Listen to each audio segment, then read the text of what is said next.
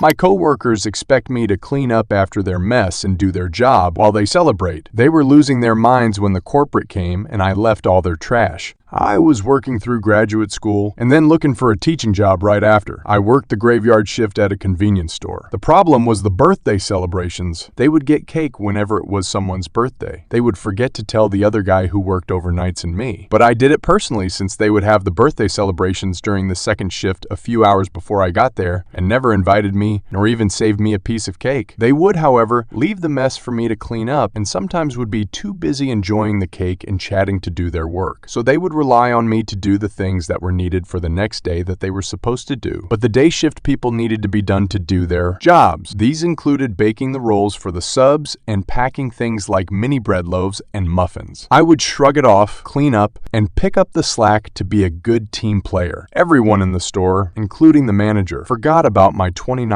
birthday. I mentioned to the store manager how much it bothered me that I didn't even get a card or a verbal happy birthday, and she reassured me they would remember me the next year for my 30th. Another year goes by of cleaning up cake crumbs and throwing out the cups and plates, and no one saves me a piece. My 30th comes and goes, and no one remembers again to save my overnight coworker who gives me a card and a little cupcake from the local bakery. He could tell, however, that I was disappointed that everyone else forgot again, so he told me not to think about it now since it was my birthday and to enjoy myself, but to remember it the next time they had a birthday celebration and forgot to invite me. I only had to wait a few weeks. They forgot to invite me. They also, once again, forgot to finish baking the rolls for subs. I entered the mess, and the second shift once again left cups, plates, the empty cake pan, and the empty pizza boxes next to the coffee pots as they were leaving. One of them mentioned how they had yet to do any of the rolls, so I could do that. I casually mentioned that I had much to do that night and would get to it when possible. He was floored and said they had to finish it, or we wouldn't have rolled the next day. I just shrugged and said I had much to do since it was Friday, and we were always busy that night. I had taught all day and was tired from grading papers and doing my lesson planning after school. So I would get to it if I could, and if not, the day shift could do it. My amazing coworker grinned at me and waited till the others had left and asked me if I felt like I was going to have time to clean up their mess and do their work, and I just smiled and said, no. I did my job and left the trash from their party where it was. When the morning shift came in, they were horrified that the mess was still there and no rolls had been baked. I apologized and explained that the second shift must have been busy after the birthday celebration and that they hadn't had a chance to clean up or bake the rolls, so they would have to do it. My coworker and I clocked out, and one woman was losing her mind, betting us to stay at least an hour or two and watch the delay or the register so they could get this done. Now bear in mind there were 3 who were already clocked in and 2 more about to clock in, so that means there would be 5 people could have 2 go on the register and 2 go on deli while one gets the rolls baked, so they would be fine until the manager comes in. Well, I go home and take a shower. I am relaxing and trying to sleep when the store manager calls me frantic, saying she has come in and that the 2 coworkers I spoke to before leaving are saying I left the place a mess and refused to help. The second shift finished baking the rolls. I told her I was going to sleep now, and if she wanted, I would come in an hour early and explain what happened. So I came in an hour early and she was still there. My 1 second shift coworker who had asked me to bake the rolls was there, giving me dirty looks. She asked me to come into the office and asked why I had not helped out last night. I calmly explained what had happened and reminded her that this had happened before. I had not been invited to the birthday celebrations, that they had forgotten my birthday again, and that I had a lot to do since I was running the dealie by myself at night, and if they were going to have birthday celebrations on the clock, they could stay a little late to finish their work and clean up their mess, especially if they weren't going to be thoughtful enough to save me a piece of cake or slice of pizza. She told me that